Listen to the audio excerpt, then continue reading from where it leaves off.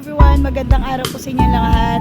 Once again, this is Ja Abanyo, your property consultant, property specialist. And today, nandito po tayo sa isa nating development dito sa Naik.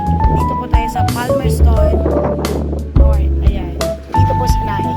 So, si Palmerston po ay dito sa Naik ay 5 hectares. Yan nakita niya. Ang model unit na po ay townhouse.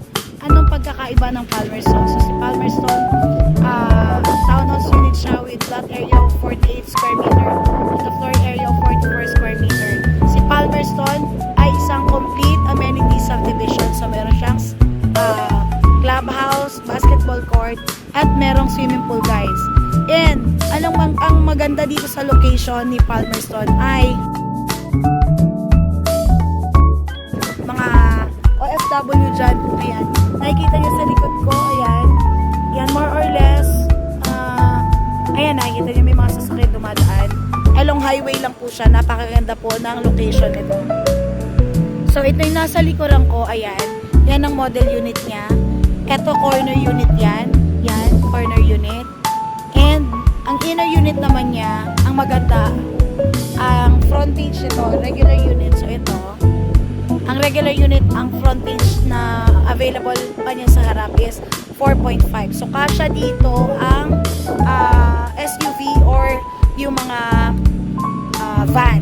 Kasya po na sa harap po na parking. So, pasukin po natin ang loob ng Palmerston. So, ayan po. By the way, ang total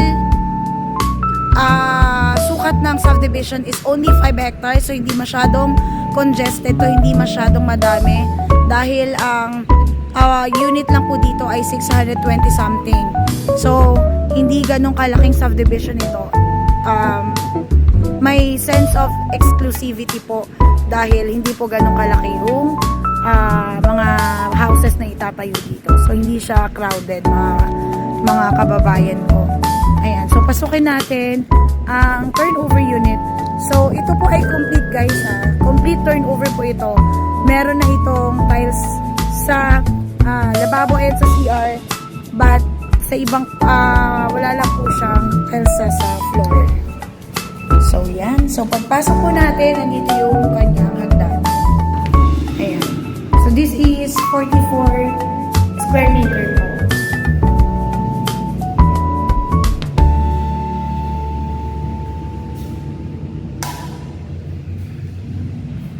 So, yung CR ay nakatiles na rin po.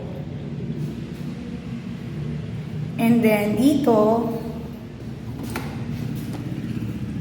sa likod, ayan, andyan po yung lababo. So, yan po, mga 2 meters po yan, 2.5 meters na pwede nyo pong gawing kitchen. So, akyat po tayo sa taas.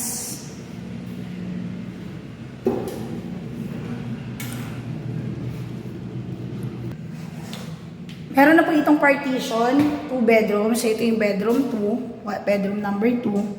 Ayan.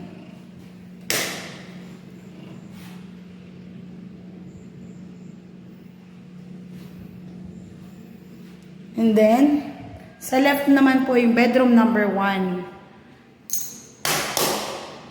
Ayan. So, sa bedroom number 1, pwede nyo po itong gawing master's bedroom. Ayan, meron siyang malawak na malaking window, naka-sliding na rin po. So, ayan.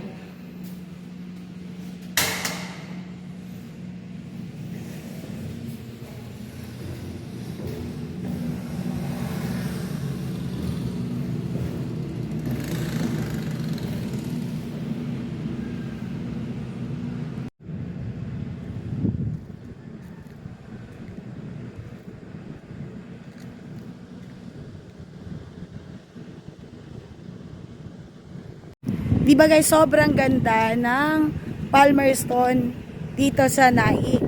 And you know what? Ang introductory price nila ngayon doon sa mga block na binuksan niya, sa 4 na block na binuksan niya, is only 1.7 guys. Kaya habol na po kayo For only 1.7, meron na po kayong ganito kagandang unit. 10,000 ng reservation. Down payment is 160,000. Dalawa po ang down payment niya is 6 months and 10 months. Sa 6 months down payment, 25,000 per month. Sa 9 months down payment, 15,000 per month. At guys, Pag-ibig po ito, available po sa financing ng Pag-ibig.